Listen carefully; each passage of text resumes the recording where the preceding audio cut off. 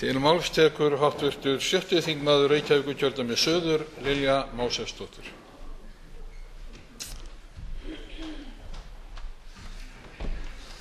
Virðulegi forseti, við ræðum nú þingsályktunartillögu vantraust á hina fyrstu svokölluðu hreinu vinstristjórn. Tillagan kemur fram vegna þess að stuðningur almennings hefur fjarað undan ríkisstjórninni. Sorgleg staðreynd sem allir vinstrimenn hljóta að harma, ekki síst í ljósi þess mikla stuðnings sem Samfylkingin og Vinstri græn fengu í síðustu kosningum. Hvernig gat farið svona illa fyrir vinstristjórn sem meirihluti þjóðarinnar studdi ekki fyrir svo löngu síðan? Herra forseti, völd fóru að skipta meira máli en fólkið í landinu. Mál hafa verið keyrð í gegn af forystumönnum ríkisstjórnarinnar án samráðs við þingmenn og jafnvel í andstöðu við gefin loforð og meirihluta þjóðarinnar. Nægir að nefna Icesave, AGS og ESB aðildarumsóknina. Vinnubrögðin og stefnubreyting í grundvallarmálum ástæða þess að við Atli Gíslason, háttvirtur þingmaður, urðum viðskila við stjórnarmeirihlutann fyrir 3 vikum, þrátt fyrir að eiga marga góða samherja innan þingflokks Vinstri grænna. Við lýstum þá yfir að við treystum okkur ekki lengur til að styðja skilyrðislaust núverandi ríkisstjórn og bera ábyrgð á efnahagsstefnu AGS sem breytir velferð í vexti, atvinnu í atvinnuleysi og skuldum í skuldaklafa. Forysta VG hefur beygt sig undir alþjóðaauðvaldið og frjálshyggjuöflin í Samfylkingunni. Herra forseti, nú þegar greiða á atkvæði vantraust á ríkisstjórn Jóhönnu Sigurðardóttur og Steingríms J. Sigfússonar reynir enn á ný á stuðning þingmanna VG sem ég kýs að kalla arflegu deildina.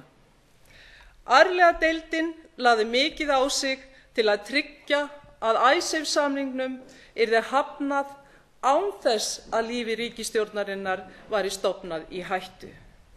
Miklar pólitískar fórnir voru færðar til að ná þessu markmiði sem síðan var til þess að kostnaður skattgreiðenda lækkaði að minnsta kosti 200 milljarða í Icesave samningnum númer 2 eða 3.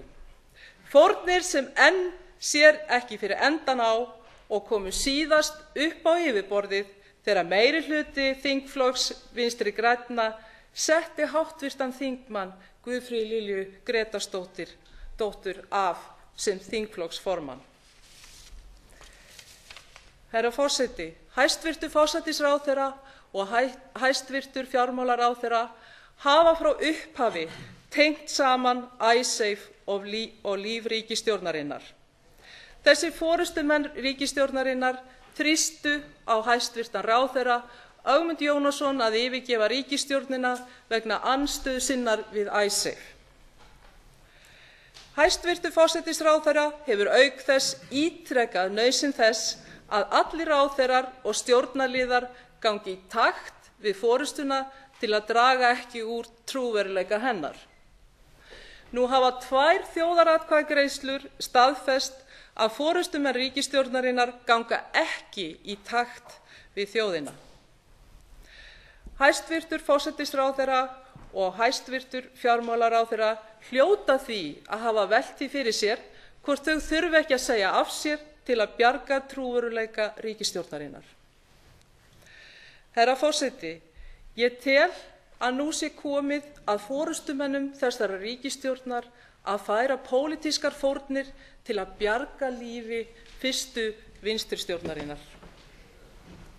Fórnir sem munu gera stjórnarflokkunum kleift að endurheimta traust almennings og sýna fram á að fólkið í landinu skiptir meira máli en völd.